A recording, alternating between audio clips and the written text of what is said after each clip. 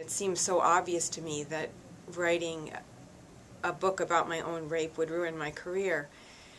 But then I got curious about it, and I got all the files, the complete file, and the police, when they redacted the files, realized that there could be a pedophile rapist still at large, and they reopened the case. And once they reopened the case and we realized it was a serial rapist of children, it became too interesting for me not to write that book.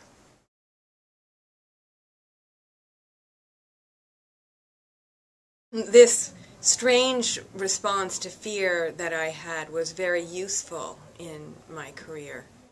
I worked on national security affairs. I ended up working in the nuclear weapons design laboratory. I worked in the Clinton administration and the National Security Council.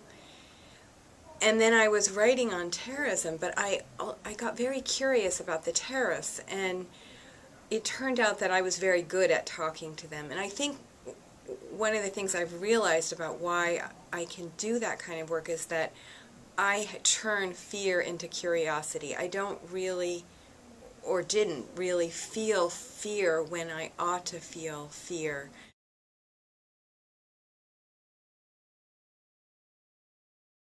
Why today are we seeing such an upsurge in terrorism perpetrated in the name of some kind of distorted version of Islam? I think the reason is that leaders are able to persuade followers, you've been humiliated, and the way to overcome that feeling of humiliation is by picking up a gun. But I think that there might be something more to it. There may be that individuals who have been humiliated in their personal lives are more vulnerable to this message. There's a tremendous amount of sexual abuse at Pakistani madrasas. When you spend time in Pakistan, everybody knows about it. We in America worry, are these factories for producing mujahideen? But what people worry about in Pakistan is clergy sexual abuse. I also was hearing from returning soldiers returning from Afghanistan about Thursday night man-boy love nights when Afghan military and police commanders were going out and raping little boys. One guy came up to me and said, oh yeah, an Afghan military commander came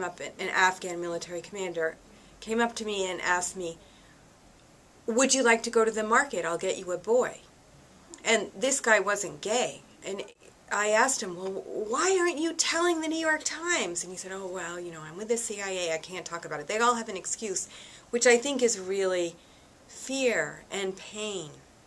One of the things that happens to victims of extremely traumatic events, life-threatening events, is that often they can't bear to remember what happened. And when they themselves are in denial about what happened, and others collude in that denial because bystanders also can't bear to believe what happened, the victim begins to doubt his or her own sensations or perceptions, and the person really loses, in some ways, a kind of agency. They lose faith in their own perceptions.